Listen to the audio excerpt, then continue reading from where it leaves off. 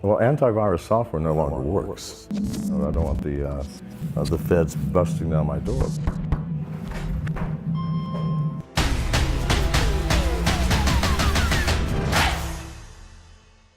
So if you have a computer and you have any kind of antivirus software on your computer that says McAfee, I am sitting with the founder of that antivirus software, John McAfee, and a few other things to tell you about John before we get into it. He's probably got one of the most, I mean, there's so many ways, stories you read about him that's just so interesting when you read about him. Former presidential candidate. I think when you ran on a libertarian / cyber party. It was a libertarian party. 1987 founded McAfee, and in 1996 he sells it. Made a lot of money at that time. If social media was around 1994, 1996, you probably have tens of millions of people following you on your views that you have in place. So again, I can say a lot of things about yourself. You say, let's just keep it simple and get into it. John, thank you so much, sir, for taking the time for visiting with us. Truly appreciate it. If we can get right into it, so right now, you saw what happened with last week, 2 weeks ago. Everybody's curious to know what's going on with Mark Zuckerberg, Facebook, all of these other things. And I know you yourself, having been on the other side when you're running a software and you're kind of trying to protect us. And in a space like that, when you were running it, McAfee was known as probably number one because it was ran by people who were extremely paranoid, which is what you would want. So when you see that today and you see what's going on with Facebook, what are you thinking about? Well, I'm thinking people are foolish if you believe you can go onto the internet, sign on to a social media site, and expect to have privacy. That's ridiculous. How do these companies make money? Seriously, Google makes money by knowing where you are, what you're buying, who you're with, who your contacts are, who you last talked to, where you're eating your dinner. This is how everybody makes money. And to think that you're going to get these free services, seriously, how valuable to you is Google? How often do you Google something to find out anything? Where the next clothing store is, what's on the movies, something to help your children with their homework. Constantly. Invaluable. What does it cost you? Zero. Please, nothing is free. Nothing is free. I mean, my parents told me that. I told my children that. What you are paying is your privacy. Please. So to be shocked that Facebook is selling your data or allowing people to have access to it, I'm sorry, that's just foolish. It's utterly foolish. So if you want to use free services and you're paying nothing for them, why then are you upset that they're taking the data that you input and selling it? I mean, to expect privacy in this world where hackers can see anything, the government can see anything, that our telephones, our smartphones are designed to spy on us. That's their design. They're designed. Pardon? They're designed to spy on us. Of course they are, because how again do they make money? They have application interfaces that let them access your location, your contacts, who you're calling, what you're buying. Why? Because marketers pay a lot of money for that. Now, that's okay if in fact all you get from that is someone trying to sell you shoes. But when hackers use those same facilities, or the government, then we lose our privacy. We have people watching us because these operating systems are designed to find out as much about you as possible. Did you watch the congressional hearing? No, it would be nonsense. Mark Zuckerberg's got nothing to do with this. It's ourselves. We want everything and we expect everything. Well, the world doesn't work that way. Interesting, different point of view you're taking it from. I don't think it's a different. I think that most technologists would agree with me that, once you log on to the internet, your privacy is gone. So you have a choice. Keep your privacy or go, okay, well, I'm going to be very careful about what I input. People ask me for my phone number. I just don't give it to them. Certain information you do not get. And if I cannot get onto your site, then I'll go somewhere else. So are you pretty active on all social media sites right now, or mainly just Twitter? Are you active on all social media sites, or mainly Twitter? I have a Facebook account I'm not too active on. I have a YouTube channel. But mostly it's Twitter. Mostly it's Twitter. Okay. So whatever Mark Zuckerberg said or doesn't, the information is going to be used, for whatever organization is going to contact you. So that's the consumer needs to know that if you're going to do it, If you don't want to do it, get off and don't share your stuff with people that they can't use against you. Right. Don't get on social media sites. But they are valuable. So me, I don't expect privacy. I was not at all surprised that Facebook. You don't expect privacy. Of course I don't. I mean, if I want privacy, I have to take care of it. I have to be careful about what I input. I have to be careful about what media sites I'm on, what machine I'm using to access those sites. If you input your name and your address, your age, you better expect everybody in the world to have access to that. Whatever you put down on any media site, you must expect the entire world to see that. So I'm very careful what I put down. Do I care if the world knows this? No. If I do care, then I don't go on. So let me ask you, when you were running McAfee for that, from 87 to 94 until you resigned, that 7-year period, was there ever times when somebody really tried to break into a computer system of somebody's and you got alerted where you were so concerned where you said, I got to pick up the phone and call the NSA or FBI? Did that ever happen? All the time. All the time. All the time. So that was a norm for you. Well, of course. I mean, that was when viruses were first coming out. And they were destroying people's systems, destroying all of your data, doing terrible things. So, of course, when you got into corporations, corporations were losing millions of dollars. So, of course, they called the FBI. Got it. If you don't mind us going back, who were you in high school? I'm just really curious. If I went to high school with you in 10th grade, junior year, who was John McAfee in high school? Oh, I don't know. I was a crazy character. I got almost straight A's. I studied hard and did not go out for sports. That was it. I was a nerd. Truly, you were a nerd. So you were not partying. You didn't have the girlfriend. You weren't playing the sports. I had girlfriends. Yeah, I mean, nerds had girlfriends back then. If you were smart. Got it. So after high school, when I study some of the things that you pursued, you were, I think you worked Xerox, Lockheed, and you were NASA, right? Prior to starting McAfee. So at what point you said, I just think I want to start this antivirus software. What inspired you to want to start McAfee? Well, that was sort of an accident. I had I was living with my brother-in-law in Santa Clara, California, and he was reading the local newspaper about this thing called brand new thing, computer virus. And he was reading it out loud. I said, give me that paper. So I read the article and I thought, good Lord, what is this thing? I mean, a virus. It could replicate itself, move from one machine to another. Well, that was fascinating. So I sat and I thought about it. How on earth could someone do this? And then it occurred to me how they did it. And at the same time, it occurred to me how I could stop it. So I just wrote a little program. And I ran a bulletin board system. Bulletin boards were the precursor to the internet.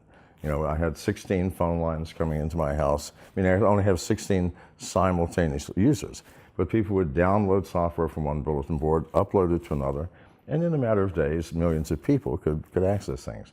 So I wrote a little program, and 2 weeks later, 5 million people were using it. 2 weeks later? 2 weeks later. 1987, 2 weeks later, 5 million people were using it. Yes. You saw that kind of growth in 2 weeks? Yes. That is unbelievable. That is unbelievable. Well, I was the only one that had a program for it. At that time? At that time. And so immediately everybody said, I need to have something like this to protect myself. Everybody, right? Got it. And I thought that was the end of it.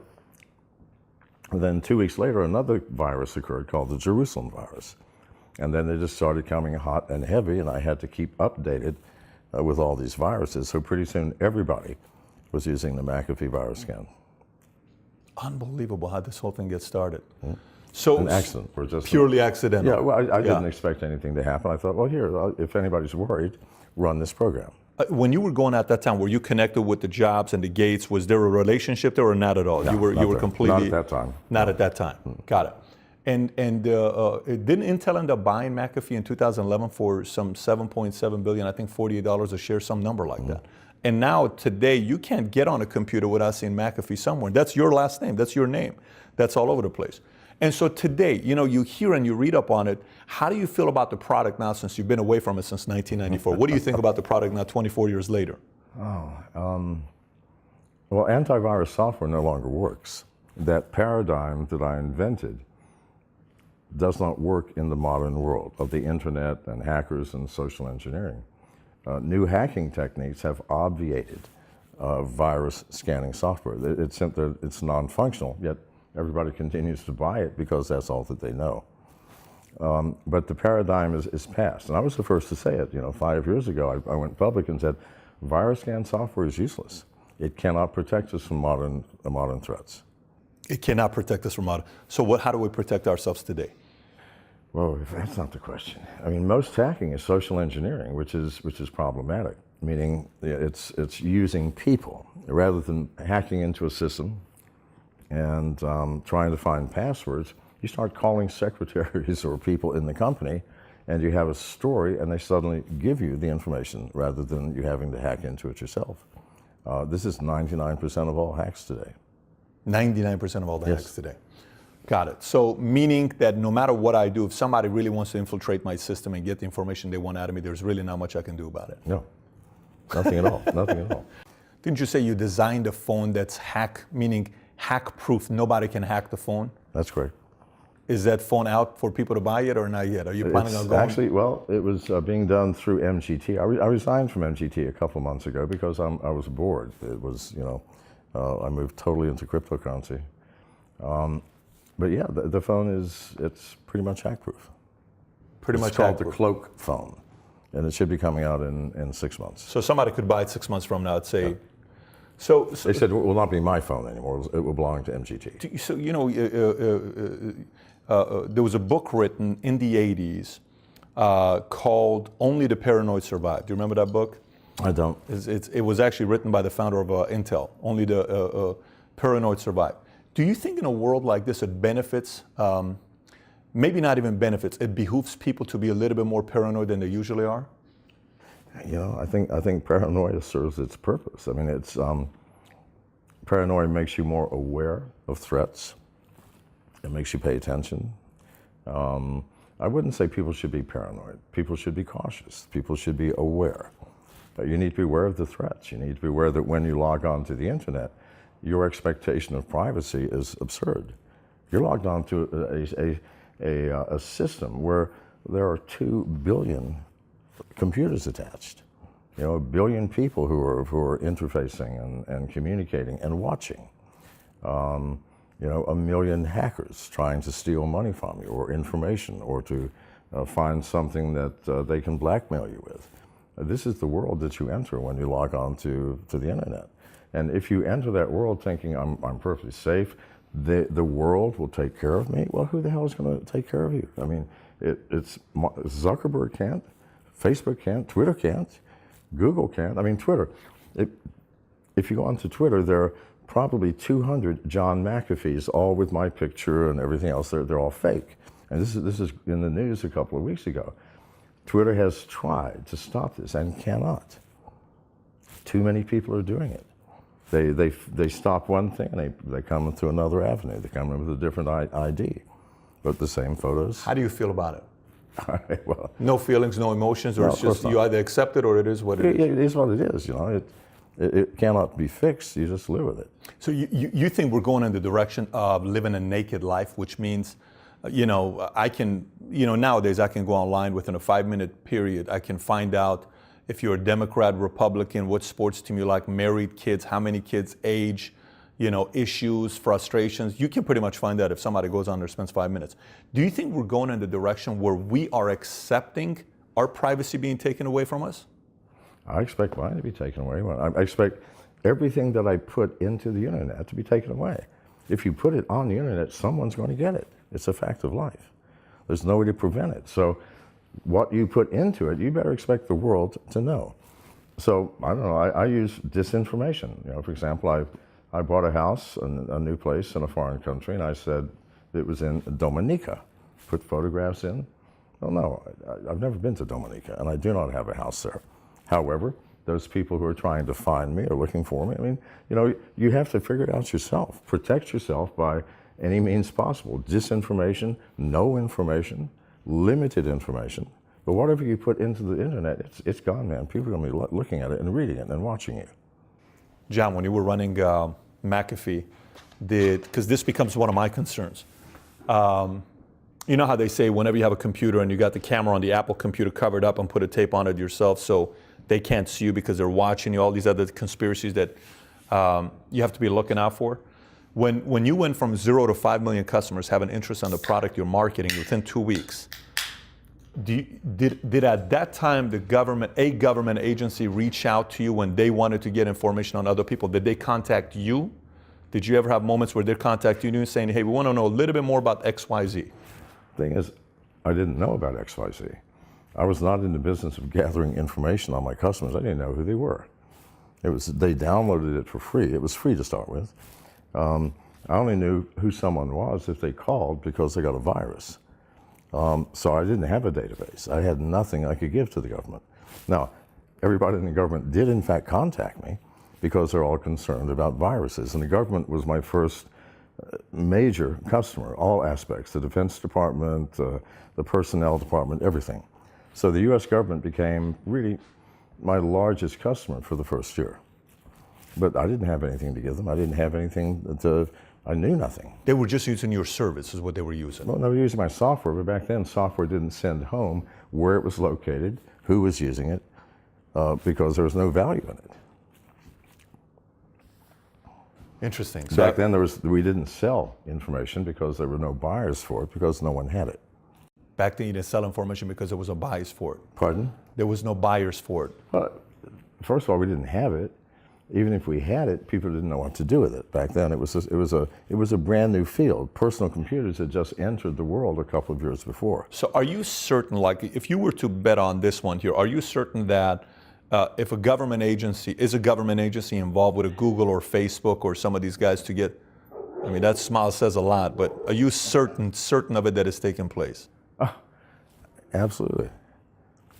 Please, Lord, would any government allow Google, Facebook, Twitter, that has massive amounts of information on everybody, not just in America, but in the world? Do you think they would allow that just to freely go on its way? Of course not. Please, Lord. This is how governments work. You think I'm paranoid? Governments are paranoid.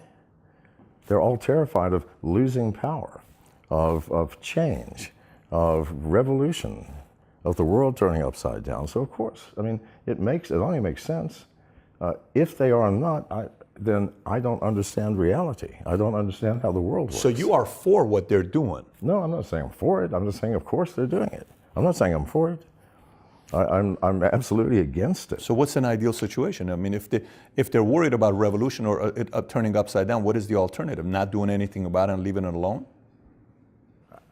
Well, I mean, you can worry about these things, or you can actually spy on your people to make sure it doesn't happen.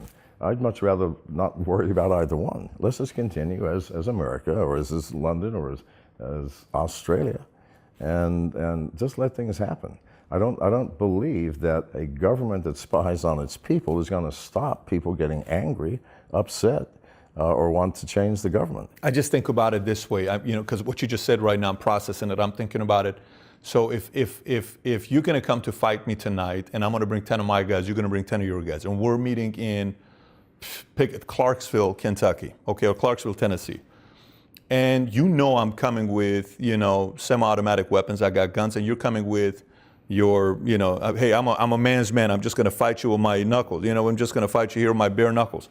I mean, who's going to win that fight, even though it's 10 against 10. Well, so if it's me, I'm not going to go. I'm going to have dinner with somebody instead. I mean, it's like, you do have that choice, right? But the point I'm trying to make is if the government says, well, we're just not going to do, we leave everybody to themselves, a citizen's going to do it. And if a citizen does that, is going to do what? They're going to try to go take some kind of control and hack into people's decision-making process and see what they're doing. Wouldn't that be happening if it isn't already? Of course that's happening. That's what the hackers are doing constantly. I mean, let's just look at some of the major hacks. 2.5 years ago, someone took 21 million records from the United States Office of Personnel Management. That means everybody with top secret clearances, everybody who has ever worked for the U.S. government for the past 50 years. Good God Almighty. Do you realize what a major coup that would have been in a war? An act of espionage of the scale of which has never been attempted. And it's, some random person in Russia or China probably wandered in and just took it. It's so easy to do. Is that why you ran for presidential, to be a president? Because you said, I think I heard you say one time, what we are worried about, a nuclear war is the last thing to worry about. What we need to be worried about is a cyber war. Yeah. Is that what you're referencing, that possibly that could happen one day? Well, of course, I think it's happening today. I think it's already happening. Since it is a cyber war, we're not going to see it. We're just going to see little evidences here and there. Because seriously, a cyber war would be a very inexpensive war. I mean, Korea has 2,100 hackers. It's a group of government hackers with the capacity to literally take down any country in the world, including the U.S., by any number of ways, hacking into our power grid, shunting the electricity in such a way that all of our transformers burn out across America. Now, we have no electricity. How do you repair it?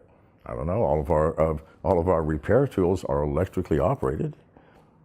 Everything goes south. We don't have any electricity to run the plants to create the food and can them and ship them so that we can eat. We don't have the electricity to create fuel from raw oil.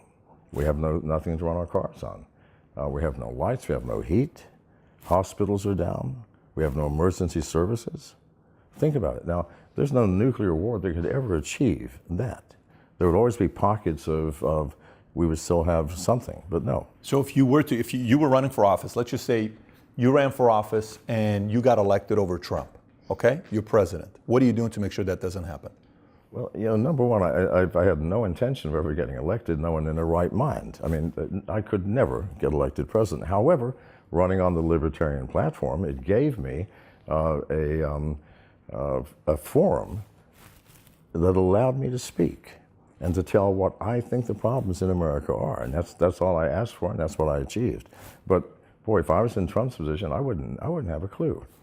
You wouldn't have a clue. I wouldn't. And here's why. It is so. I mean, I saw you when you were talking about this. It sounded like you were pretty. You said, and I think you were speaking to, was it Larry? It wasn't Larry King. It was somebody from Fox. You were speaking. You said, "Look, I'm not just running because I'm running. I'm running because I really feel this is an important issue with cyber war, and I feel I know what it takes to be able to help, improve this situation." So, well, we're talking about one thing. That's cyber war itself. Yeah.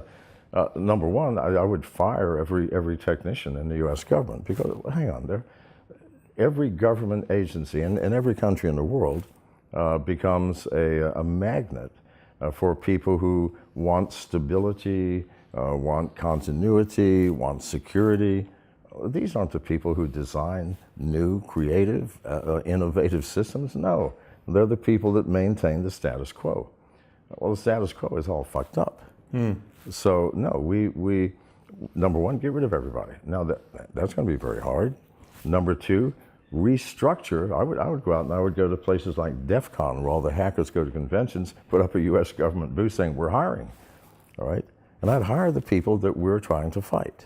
And they don't look like government employees. These guys they have a completely different and look. they demand to smoke weed on the job, and and they have mohawks and pierced tongues, and that's. But they know what they're doing. Yeah, I could care what people look like or how they act if they can do the job, and so that's not going to happen either.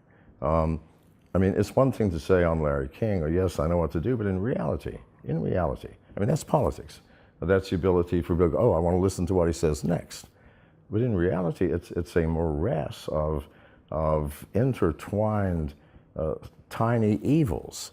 The tiny evils of Google and Facebook, we call them evils. The fact that we have no privacy, the fact that people are spying, the fact that hackers can get into anything and steal what they want, the fact that our financial system is very fragile in terms of if hackers really wanted to attack America, a couple of thousand could bring us down financially. Why don't they? Well, we probably have the ability to do the same thing to them. But no, this is, we have let things get out of control, and we've done it because we are lazy. We are, why do we accept smartphones that have the capacity to find my location, turn on my camera, turn on my microphone, look at my contacts, see who I last called, find out what I'm buying on Amazon or what have you? Why do we accept that? Because this makes our life easy. So you want to make your life easier. You probably don't remember a time where phone numbers were in your head. Mm-hmm. What was your grandmother's phone number? You knew it right off the bat. Do you know anybody's phone number now, other than your own? And maybe your wife's. I'm a math guy, so for me, I do, but most people don't. I fully understand what you're saying. Yeah, but I most agree people, with you. for most people, Yeah, you're not they just go in the Yeah. contacts and they click the Yep. name.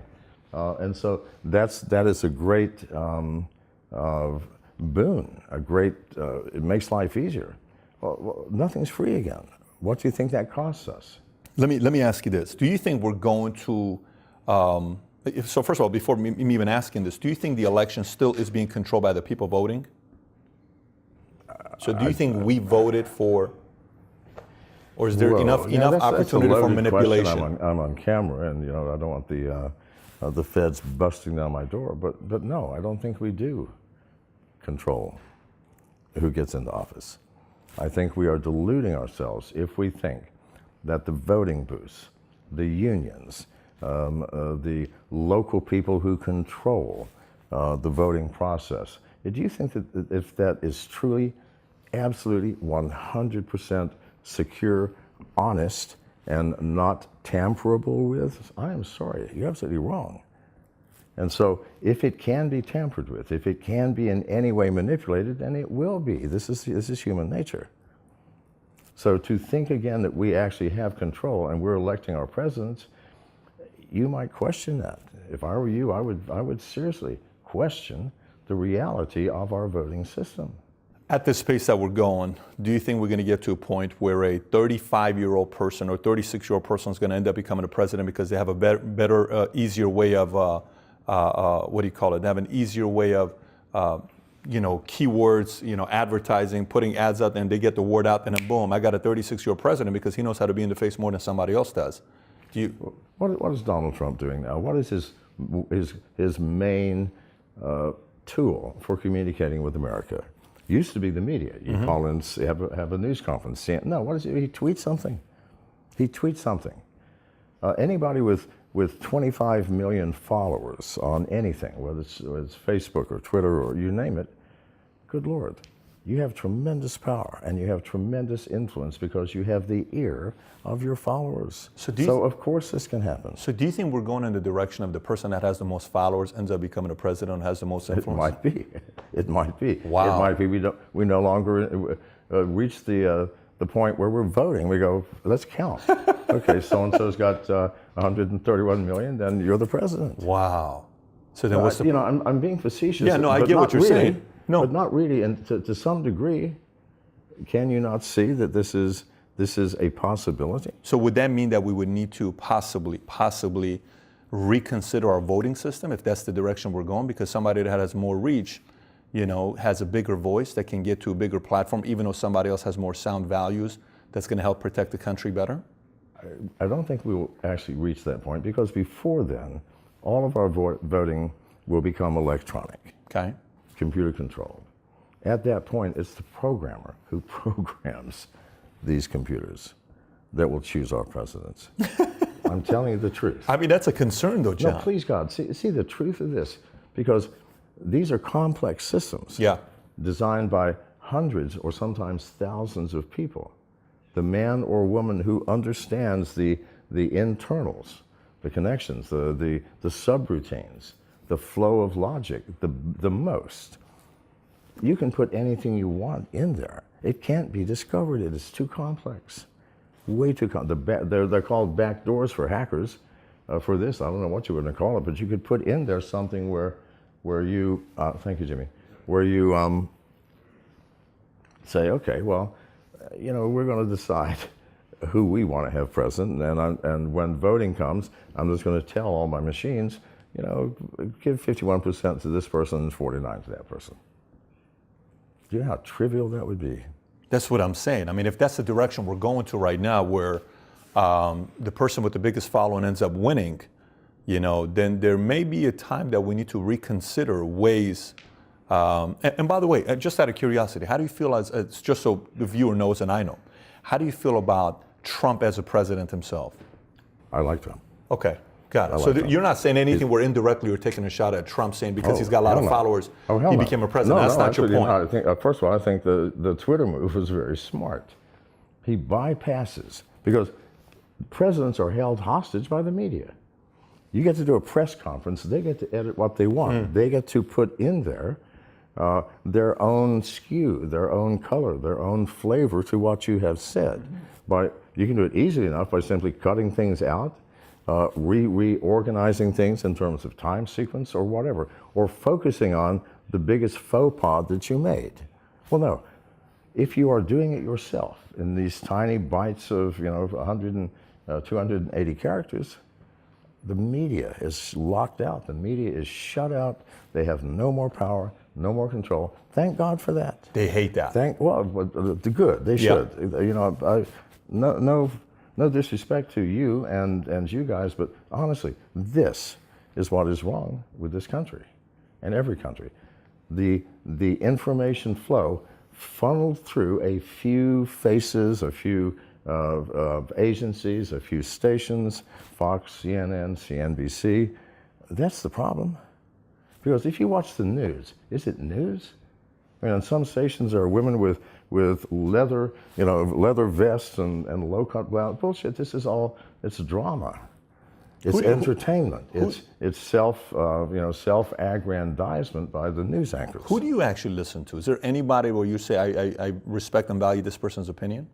Anybody in the media that you say, this guy is half decent when he talks? No. Nobody. Nobody. So you're valuing everything that's happening. You're trying to see what the motive behind it is, or how do you intake it? Because again, going back to it. Like I said earlier, we trusted McAfee because the guy running it was extremely cautious and paranoid.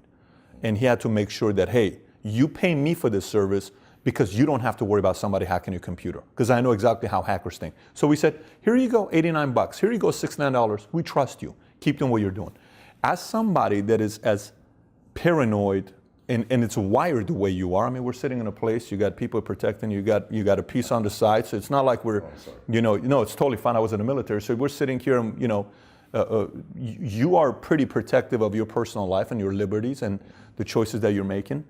But knowing that, and if this is where we're going, I mean, what is the real solution to it?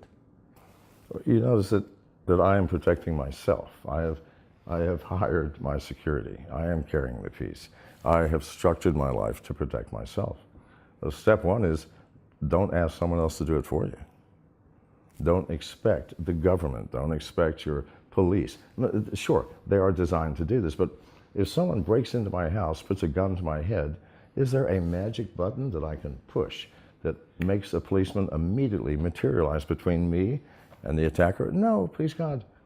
They are there. They're not there to protect, even though it says protect and serve. They come in after the mess, clean up, and try to find the perpetrator and prosecute him. That's what this is all about. Nobody's protecting you. You want Mark Zuckerberg to protect your privacy? Good God, please. He has no capacity to do so. Neither is it his job, right? It's our jobs as citizens to make sure we take care of ourselves. That's as I see it. If you're over the age of 21, then please God, don't expect someone else to make your decisions, to weigh the alternatives, to protect yourself and your family. It's your responsibility. So let me ask you, follow up on this. Where do you consume your information from? Or do you at all consume any content? Do you consume any information yourself? I get it straight from the source if I can. I mean, if they're reporting on something that's happening in the Middle East, I'm going to go to a Middle East station, a Middle East newspaper, and find out from them. They're there. They're there. Got it. You get your source from them. Let's get it from multiple sources, balance them out. But in most cases, I just don't care because it's all the same. Were you like this also in 1986? Yeah, always. So in 1986, you're not consuming any content, opinions, Walter Cronkite, somebody saying Buckley or Vidal? Absolutely not. Not that I did not keep my ear to the ground, but I was concerned with computer viruses and security. All those people, I was listening to them. What did you discover yesterday? What about this virus? Where do you think this is going? Do you think... and let me tell you why, please. I don't want to sound cynical and obtuse. But what is the purpose of the media? Is it not to make money? Seriously, please God, whoever you work for, they're expecting you to make money. How do you make money? By creating the most interesting content. If it's news, the most interesting story. If it's not interesting, you damn well better make it interesting. And how do you make it interesting? You find some perspective, some weird, strange perspective. Oh, look at this from this angle. What a horrible person, what a horrible event. Why? Because we're traveling down the highway and there's a massive accident. What happens? Everything stops to a standstill. We all want to see it. If there's a grandmother baking pies by the highway, do we give a shit? No, we do not. It's human nature. And so in order to make money, which is your job, you're doing this to make money. Are you doing this for free? This I'm not making money on. I run a financial firm. This is just a YouTube channel we have. I don't work for Fox, CNN, MSNBC. It's for a YouTube channel. But eventually you expect to make money off of this somehow. Oh, no doubt about directly it. Directly or indirectly. Sure, Okay. absolutely. No. I mean, it's like you running McAfee, right? You're running it to make money. But partially, I agree with what you're saying on the part that, and that's one of the reasons why I'm asking you. I'm asking you to know if somebody's watching this thing. So where do I get my source where I can say, you know, my opinion is always watch both sides to kind of get the argument. If somebody's building this side up, study the other side. If somebody's building this side up, watch the other side. But how do you know what information is coming?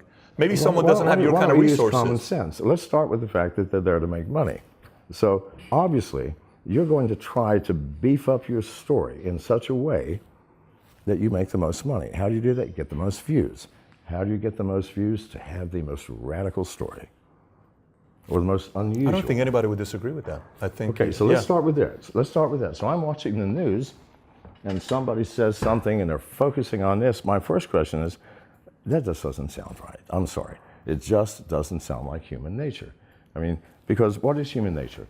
We are loving people. We are hopeful. We have dreams and we're compassionate. We have grace.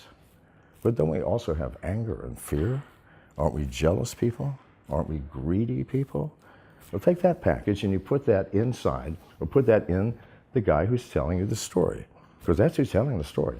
A guy who has, thank you, sir, a guy who has grace, compassion, fear, jealousy, and greed. Okay, that's who's telling the story. Each of these things are going to manifest in the story. You're getting the story through this man. You're not getting the story. The story would be the man just shutting up and just showing videos. And you figure it out. No, instead, we have a commentator, someone who will explain this to you. You're over 21. Do you need stuff explained to you? Please, if you do, then you need to do something with yourself. If you don't, why are you even watching this? Why are you even watching someone tell you what's really happening? So you're actually saying don't consume content. No, what's the point? Okay, complete different perspective. Interesting. So let me ask you to follow up on that. Do you actually believe that Russia did have any kind of involvement in it, or no? That's not you. To you, it's I don't think Russia had anything to do with the election.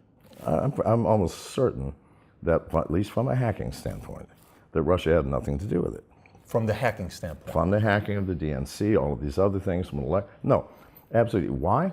Because everything pointed to the Russians. Think about it. All right, so the DNC, they found the malware. It had the Russian language. It had a compile time that matched the business hours in Moscow. It had a Cyrillic keyboard that was used. That's the Russian keyboard that's used to create the program. On and on and on.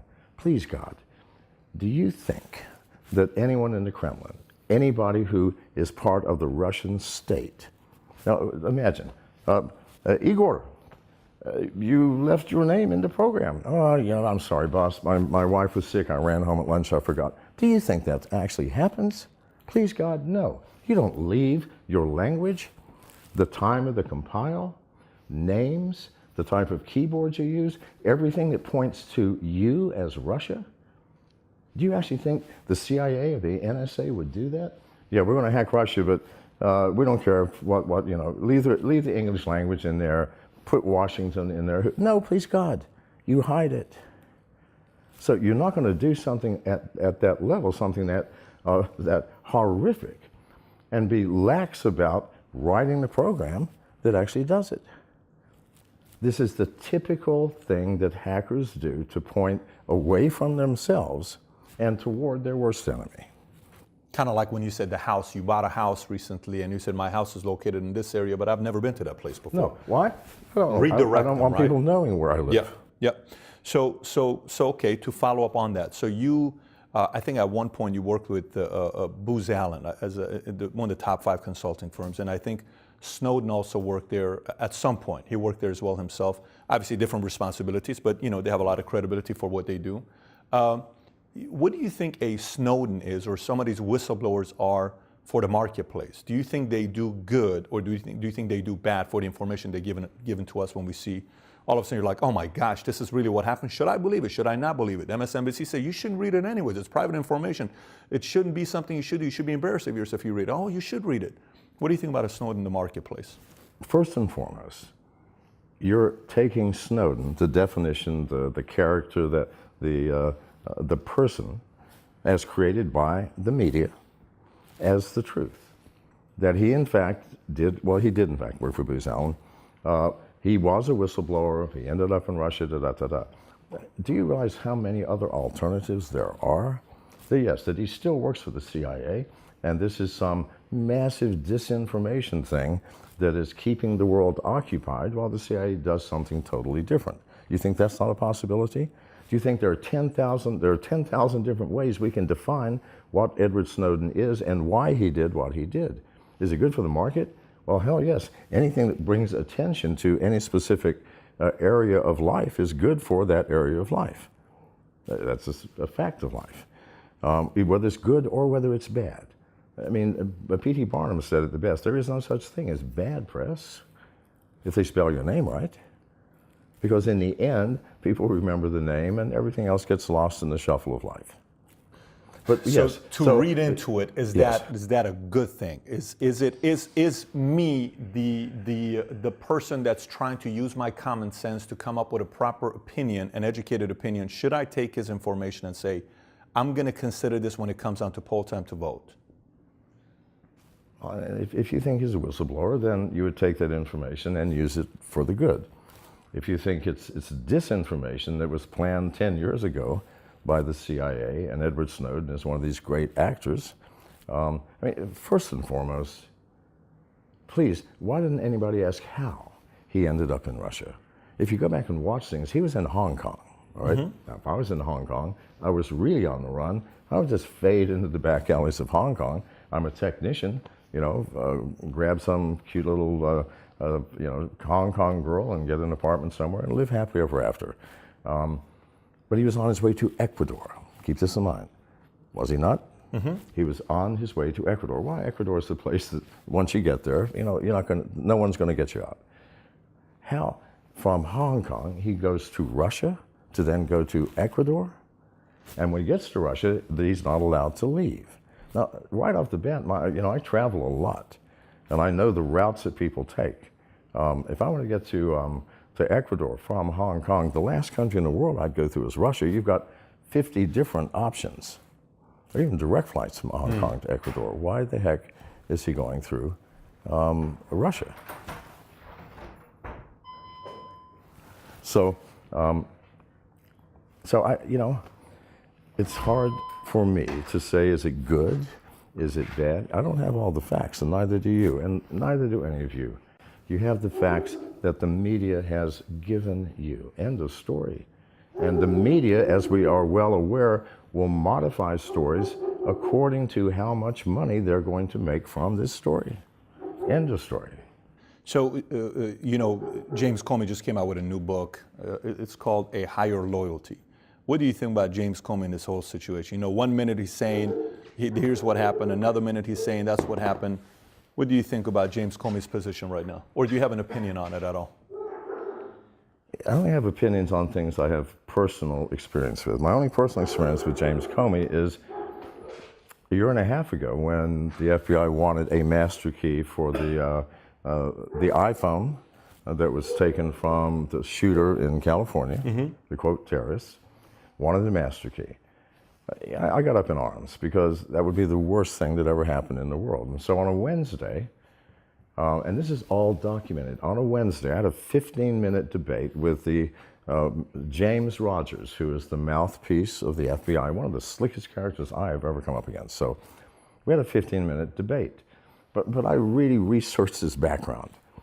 No way to win a debate on his terms. And because he comes in saying, do you want privacy or security? So I changed the debate at the table and said, well, I don't know anything about privacy versus security. I wish I did. We could talk about it. But I would like to talk about security versus less security. Because if you get a master key, America's going to be less secure. Okay, so that sort of threw him off. And at the end, he said, well, maybe we can work together. Okay, that was on a Wednesday. On a Monday, James Comey, and by the way, I said, please give me the phone. I will unlock it and give it back to you tomorrow. I said that publicly more times than once. Everybody knew. On Monday, James Comey is testifying in Congress. The specific question was, Mr. Comey, have you pursued every offer of help? He said, yes, we have. That's sort of bullshit. Nobody ever called me after that. Nobody ever called me. And I'd been talking for 2 weeks saying, I will unlock the phone. So, no, they did not pursue my offer of help. And to think that Mr. Comey would not be aware that I had offered to help after this CNN, national broadcast, it's untenable to think he did not know that. So in Congress, he lied.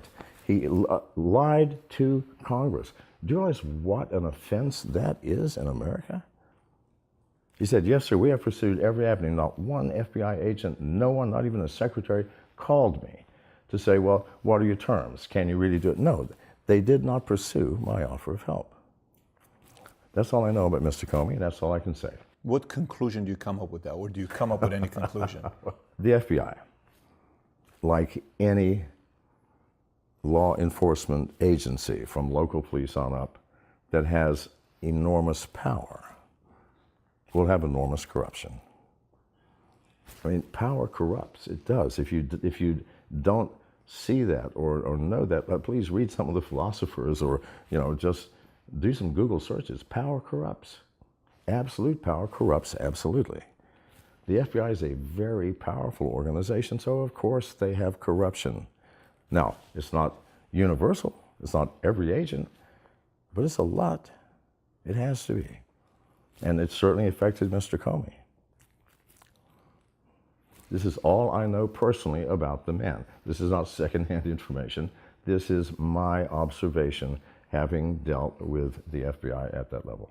Should the average citizen trust the FBI based on what you're saying? The average person shouldn't trust anybody. I mean, I don't want to be cynical again. But please, what does that mean? Trust somebody. I mean, please, let's get down to the nitty-gritty. I mean, anybody in a time of war who's ever been tortured or was a torturer knows the following: you will talk. You will turn in your mother if the pain is intense enough and long enough. This is a fact of life. So, do you trust your mother? Of course you do, to be a mother. But what does that mean, trust someone? Trust someone what, with your wallet? Yeah, I'd probably trust Comey with my wallet. I mean, for him to steal it would be too obvious. Trust him with my wife? Maybe a little bit less. Trust him with my life? Trust him with what? What does that mean? Do you trust somebody? Trust with what, sir? Because there's no such thing as trust, meaning whatever happens, I trust you in this situation and in all situations. You cannot do that. I wish we could. Interesting perspective. So let's transition a little bit to Bitcoin, and then we'll wrap up. So when it comes to Bitcoin, you have been known as one of the bigger voices, if not the biggest voice in the Bitcoin world. And you've said, I think your prediction was by the end of 2018, you think Bitcoin is going to hit 78,000. I think your projection was 78,000 by the end of 2018. I think you said $1 million. No, I didn't make a 2018 projection. I made a 2020 projection of 1 million. I think you said 78,000 to somebody for 2018. I remember seeing 78,000. If I'm wrong, I'm wrong. You may have seen that, and it may have been written, but I promise you I did not say that. Quite a few people said $40,000, $50,000. You're probably even higher than that in your estimation if it's going to get to $1 million by 2020. They're saying $40,000, $50,000 by the end of 2018 is what many people are expecting now. No, my figure's at 78,000 by the end of 2018. Yeah, so are you familiar with Jordan Belfort? The guy, the Wolf of Wall Street? Yeah, of course. I interviewed him. I was at his place, and we were sitting down talking about Bitcoin. And I said, tell me what you think about Bitcoin and what's going to happen. He says, I am telling you, there are not a lot of things I have guarantees of. I guarantee you Bitcoin is going to have a sudden, from wherever it's going to go to all of a sudden nothing, and everyone's going to lose their butt, lose their tail. They're going to lose everything they have. You have a complete different perspective on Bitcoin because of the way you describe it. Tell me your point of view on Bitcoin. Why you think Bitcoin is going to go to $1 million by 2020? Well, there are a bunch of ways to do it. The most common way is to take the number of users of Bitcoin, because as Bitcoin expands in its user base, both people who hold the coin and people who accept the coin for payment, it's skyrocketing. It's skyrocketing. So it's not going to disappear. It can't possibly go to zero. It can only grow as the user base grows. So it's impossible. Belfort, I don't know how smart he is, he's wrong. He does not understand digital currencies and how they work. Listen, it's Pandora's box. The box has been opened. The spirits are invading the room and they will not go back in. And you have to believe me, digital currencies will replace fiat currencies. Why? Good God, I have a wallet on my phone, which is an entire bank. Lending money, sending wires, I don't have to go to the bank. It takes me 10 seconds to do a wire, 10. I've got to go down to the bank, fill out a bunch of forms. No, that's nonsense, utter nonsense. Do you think that is going to go to zero and we're going to go back to this incredibly dull and bizarre way of using money with banks? Please God. So I got a rebuttal for that one. A question for you. So Yes. for me, you know, I've been in the financial industry for a while. Series 766. I run an insurance company. We do pretty well for ourselves. The part that concerns me with Bitcoin, I really want to hear your rebuttal on this. When Jamie Dimon is touching $7 trillion of money per day of transactions, that's not just money, that's a lot of political power with a lot of countries that are connected to that $7 trillion. Yes. And so he is one phone call away from so many different prime ministers, presidents, kings, sheiks, whatever you want to call it, because he's touching all these money. I'm not talking small money, we're talking big money here. You know that. You mentioned $7 trillion. $7 trillion is a lot of money. That's a lot of money. Okay. So Half of our gross domestic product. if it goes in the direction of these 21 million, Bitcoins being used and 4 million's lost, I think, I don't know the number that was lost. I think it's 4 million of them that was lost, some number like that. Don't you think a guy like that and these guys who control elections and control all these other things, don't you think they're going to make a phone call and they're going to say, hey, listen, Mr. Congressman, Mr. Senator, you want to do this again? You got to make sure you take care of this thing. You cannot let this Bitcoin stuff take off the way it is. This is out of control already. Don't you think they're going to make those calls to figure out a way to do what they've always done, which is, listen, small business owner wants to compete with a big business owner. How do you beat them? Very simple. Big business owner goes to somebody and helps them out financially in the political side and says, listen, make the barrier to enter more difficult. How do you do it? More regulations, more licensing, more laws, more rules, more this stuff. And so the new guy cannot come and compete with this guy. Right. He has, in a sense, a monopoly with two other companies, if you want to call it a monopoly. So that is my only concern with the argument you're making is... But you're assuming that Congress can make whatever laws they want, obviously. They can outlaw Bitcoin. They can do what they want. You're assuming that there is a possibility of enforcing those laws. That's utter fucking nonsense. You cannot stop a distributed system that is worldwide. There is no law that you can make. If you had one person per citizen in the country, 400 million enforcers, you still couldn't do it. Well, because the enforcer will have to sleep for some point. It's not possible. Okay? Now, admittedly, the way that things were 6 months ago, when exchanges were centralized, you could shut down an exchange. You can't do that anymore. They've now decentralized exchanges. You can't stop it, you can't shut it down, and you can't know anything about it. So tell me, sir, how will you enforce these magical laws that Congress is going to make? Jamie Dimon has no power in this world. So let me ask you this then, a follow-up to that. You remember what happened with China, right? When China was going through their... And Bitcoin dropped, I think, from 10,000 to 6,000. It came back up, obviously, to 10,000, but it dropped. And I think in an event or an interview, you said it dropped. That was one of the reasons, because China knew whatever it is that was linked to that. And then on top of that, they made it difficult for users to use Bitcoin to buy things. Okay, so go to that. So what if somebody says, let's make it difficult for these guys to use their Bitcoin? I don't accept Bitcoin. So then what happens to Bitcoin? But how are you going to make it difficult? What are you going to do to make it difficult? That's my question. I don't accept it. Well, that's fine. Then you're not going to do business, because the guy who does, and you're not going to know that he's even accepting it. He's going to advertise on the dark web if he needs to. So what if Chase comes and says, no problem, I own merchant services, authorize.net. They own it. I do business with authorize.net. Guess what? Your rates when you accept money from American Express, from Visa, MasterCard is 1.25. You know how the numbers they have. But if you take Bitcoin, 6.75%. But the banks don't even know what's happening. This is not through the banks. The bank's not involved. The bank has nothing to do with this. They don't even see it. It's an undercurrent because once you get the exchanges distributed, nobody sees it. The banks have nothing to do with it. But in fact, go ahead and do what you want on your credit card. We're not using credit cards. We got Bitcoins. Why do we need credit Yes, cards? listen, let me explain to you where I'm coming from. I own Bitcoin myself, so I'm not coming from a point of view of I'm just playing devil's advocate. No, I and understand. a very small portion, by the way. But here's the misconception. The misconception is that legislation can have teeth. It's not possible.